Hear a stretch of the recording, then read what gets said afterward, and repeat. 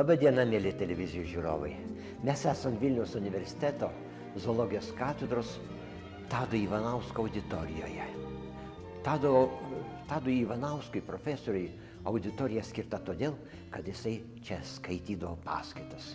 Ir aš sėdėdavau, būdamas studentas, va šitam pačiam suole, dažniausiai prie pat jo, ir klausydavau jo paskaitų, būdamas antrakursis. Bet aš kartu buvau ir laborantas. Ir todėl profesorius Tadas Ivanauskas, jeigu jam ko nors reikėdavo paskaitos metu, jisai visuomet kreipdavosi į mane ir prašau tamstą atnešti man tą ir tą. Nu štai, norėčiau paminėti Tadą Ivanauską ryšim su tuo, kad dabar kaip tik tai sutampa būtent 33 metai nuo profesorius Tado Ivanausko mirties. Jisai buvo profesorius nuostabus. Įsivaizduokit, ilgą gyvenimą nugyveno ir dirbo iki paskutinės dienos. Vieną dieną egzaminavo studentus, kitą dieną mirė. Tik tai Kaune mirė, ne Vilniuje. O man mieliausi atsiminimai ir iš tų laikų, kada profesorius Tadas Ivanauskas buvo mūsų universiteto zoologijos katedros darbuotojas. Jisai buvo vedėjas stuburinių zoologijos katedroje. Profesorius Tadas Ivanauskas skaitydavo paskaitas labai įdomiai. Studentai klausydavo, ausis ištempę. Ir aš taip pat klausydavau. Ir, kas svarbiausia, įsidėmėdavau jo kalbos manierą. O profesorius neskaitydavo visiškai iš užrašų. Jisai viską turėjo atmintyje. Jisai vaikšto po auditoriją ir pasakoja, paįvairindamas iš savo gyvenimo, iš savo patirties, kai kurios duomenys papildydamas. Buvo nuostabiai įdomios paskaitos. Ir šitoje auditorijoje sesijos pabaigoje profesorius egzaminuodavo studentus. Jisai buvo griežtas, bet gyvenimo pabaigoje jo klausa šiek tiek sutriko. Ir todėl jis egzaminuodavo visuomet pasirėmęs ir lyg tai jam būtų patogiau aš taip klausyti. Ir jisai klausydavo, įdėmiai klausydavo. Ir niekad neužmirščiau, kad aš buvau asistentas jo, kaip sakant, būdamas laborantas, bet egzamino metu asistuodavau jam. Ir profesorius klauso vieną kartą Žemaičio, studento Grašio. Man tai įsidėmėjo ir tą pavardę. Kodėl? Už tai, kad Žemaitis yra Žemaitis. Bet tai ir flegmatiškai pradeda atsakinėti.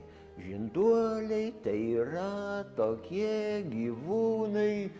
Ir žiūri profesoriaus čia skruostikauliuose gumulėliai virpa, galų galės sako, ar tamsta žinai? Ta sako, žinau. Tai tada kalbėk tamsta, o jeigu tamsta nežinai, o tai man tik tą laiką gaišini, tai keliauk per duris. Tas atsistojo flegmatiškai per duris. Išlaikė, aišku, savaime jisai ir egzaminą, tą stuburinių zoologijos ir visus kitus egzaminus, buvo puikus mokytojas. Žemaitijoje beje, jisai ir mokytojavo. Mėly televizijos žiūrovai, profesorius Tadas Ivanauskas buvo labai įvairiapusis mokslininkas. Ne veltui mes jį gerbėm, kadangi jisai buvo patriarchas, zoologijos patriarchas. Jisai ir terminologiją kūrė, jisai kūrė ir tą gamtos fakultetą, jisai universitetą Kaune įkūrė. Ir kai persikraustėm čionai, tai man teko garbė dirbti su juo kartu. Bet man profesorius Tadas Ivanauskas turėjo didžiulės reikšmės, nes būtent štai šitą knygą, kurią man tėvas padovanojo 16 metų gimtadienio proga, tai buvo tas stimulas, kurio dėka aš ir gamtininku tapau. O vėliau man ypatingai malonė šita knyga, kurią man padovanojo mano žmona, o profesorius Tadas užrašė su atminti ir malonės valandėlės praleistas su autoriumi. Kągi, man tas užrašas yra labai mielas, kadangi profesorius Tadas Ivanauskas turėjo man didžiulės gyvenime reikšmės. Visam gyvenimui jisai paliko tokį didžiulį įspūdį. Jisai mane ir medžiotojų padarė. Įsivaizduokit, kad Ivanauskas vieną kartą pasikvietė mane, klausyk, kolega Tamsto, išmokė iškamšas daryti. Ir aš mokiausi. Atsimenu, padariau pirmąjį iškamšą žvirblio. Man atrodo, kad aš jau gražiai padariau. Profesorius Tadas Ivanauskas sako, taip, graži iškamša, tikrai graži, bet va šiek tiek, va čia žiūrėkit, va tas va sparniukas ne taip sudėtas, čia galvytė ne taip palenkta, čia žiūrėkit, jo kojos su napoleoniškom kelnėm.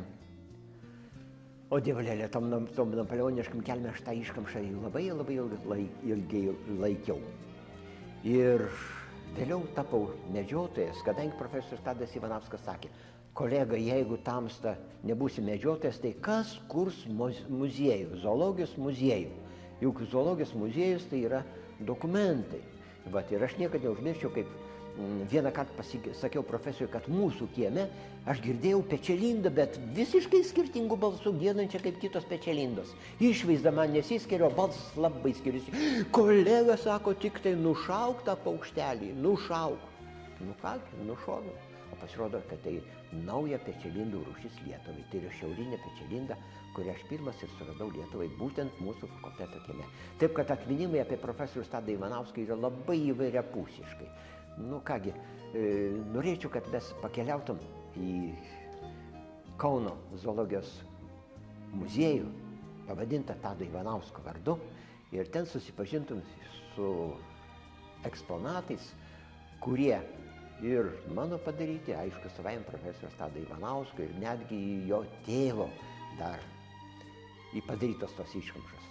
Tad pakeliaukim į Kauną.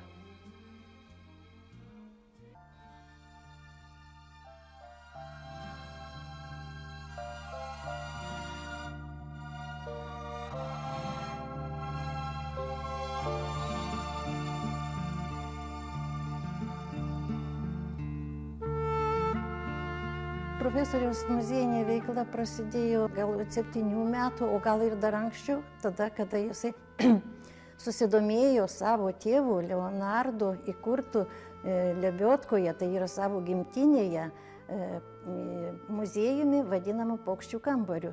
Ir pats nemokėdamas skaityti dar, jisai tetos padėdamas susipažino su daugybė paukščių ir pamilo. Na, o vėliau jisai, turėdamas poimėgį iš tėvo, pasidarė aktyvus eksponatų kaupėjas. Ir pavyzdžiui, 1895 metais jisai sugavo savo sodyboje gėlynę Spungę. Ir būtent labai džiaugiasi, todėl, kad dar tėvo kolekcijoje nebuvo. O tėvas taigi buvo irgi, nors iš profesijos inžinierius, bet jis buvo gamtos mylėtojas didelis. Ir, žodžiu, ta aistra kolekcionavimo ir ta meilė gamtai, apsauginė ir taip pat apsaugos klausimas gamtos reikalais, jis persidavė Tadui. Ir va štai nuo tų metų Tadas ir studijuodamas, ir mokydamas Varšuvos gimnazijoje, visur, kur galėjo, visur domėjosi tik muziejais, rinko eksponatus. Šitie 4 eksponatai pirmieji viršutiniai lentynai, tai yra tėvo Leonardo Ivanausko. O iš viso muziejuje yra išlikę 7 tokie memorialiniai tėvo eksponatai, kurie tikrai turi ir istorinę muziejaus istorijoje reikšmę, ir taip pat mokslo atžvilgiu didelę reikšmę. Profesorius paprastai grįžęs iš ekspedicijų arba iš kelionių visad parveždavo lauktuvių, daugiausia paukščių. Ir visada pirmas žingsnis būdavo į laboratoriją, pas laborantus. Ir ten jis, žodžiu, nurodydavo, susitardavo, kokioj pozoj, ar tai kailiuką daryti ir patalpinti fonduose, saugyklose rinkinių, ar tai į ekspoziciją. Ateidavo dažnai pasižiūrėti ir pasakydavo, jeigu nepatikėdavo, tiesiai šviesiai į akis. Nepaprastai jis nemėgo melo, buvo sąžiningas nepaprastai, teisingas ir tiesiai į akis šviesiai pasakydavo. Net su tokiu įsireiškimu Peckelis. Jisai būdavo ateidavo į laboratoriją, dar laboratorinės šitos patalpos būdavo, kitose patalpose būdavo. Man įspūdį tik palikdavo, kad mažas žmogelis būdavo, labai širdingas žmogus ir jisai niekuomet neužgauliodavo. Jisai visus vadindavo vaikeliais. Nesvarbu, ar ten suaugęs, ar ten pagyvenęs, ar ten jaunas, visi vaikeliai būdavo. Žinau, kad pirmutinę kažkur tai iškamšą dariau kažkur tai Kėkštą ar kažkas, tai jisai Prieėjęs, tai pasižiūrėjo, sako, nu, taksidermistas iš tavęs bus, tik tiek galiu pasakyti. Kilnusis erelis baisiai įstrigo. Kaip tekdavo muziejų lankyti dar kaip su mokyklos laikais ir vienu žodžiu, va šitas tai man baisiai įstrigo. Ten mes irgi su profesoriu Ivanausku dar laikų darytas va šitas eksponatas. Ir pašiai dienai jisai stovi irgi. Profesorius buvo įžvalgus, tarp kitko. Jis labai daug ką numatė. Kodėl, pavyzdžiui, saugyklos buvo kaupiamos? Todėl, kad jis žinojo, kad šitą medžiagą ateityje gali prireikti moksliniams tyrimams ir pasinaudoti, žodžiu, šitą sukauptą medžiagą. Lygiai tas pats daroma ir dabar muziejuje. Nuo 1914 iki 1992 metų profesorius atliko 11 ekspedicijų. Iš jų žinomiausios tai buvo būtent ekspedicija į Braziliją 1931 metais, kurioje dalyvavo 4 žmonės. Vienas entomologas, profesorius Ivanauskas, fotografas ir vienas laborantas. Iš Brazilijos parsivežė apie 12 000 eksponatų. Parvežti eksponatai 1932 metais buvo eksponuojami Zoologijos muziejuje esančiame Lietuvos universiteto patalpose Donelaičio gatvėje. Ir ta paroda buvo suruošta ir pavadinta Atogrąžų gyvūnai. Nepaprastai turėjo didelį pasisekimą ir iš jų įdomiausi tai buvo būtent paukščiai patys didžiausi, o iš roplių tai buvo visų žiūrovų buvo įspūdingiausiai nutartas eksponatas, tai yra anakonda. Išvažiuodavau dažnai, labai stropiai ruošdavusi tom ekspedicijom, viską sudėliodavau savo daiktus ir taip, kad paskiau, kada grįždavo, kartais eksponatus parveždavau, parodydavau, glostydavau juos, kokie gražūs, ar tenais kartais grįždavau iš medžioklės, į Žuvintą mėgdavau važiuoti medžioti. Antelių parveždavau, jas sudėliodavau, liepdavau pasigrožėti, ypač tais patinukais, kurių tos galvytės būdavo, paglostyti liepdavo. Profesorius turėjo gerų žmogiškų savybių. Kaip aš dabar palyginu su inteligentija, turėjo labai didelę pagarbą kitam žmogui.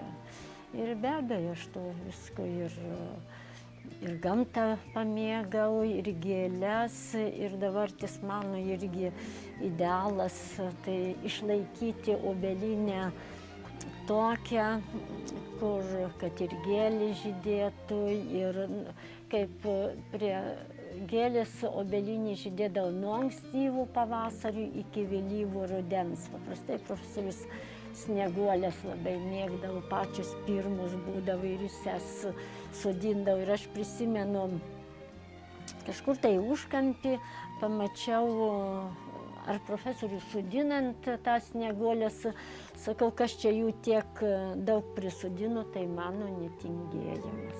O ypač, kada būdavo svečiai ir ponias visada padovanodavau, išleisdamas tik su gėlėm.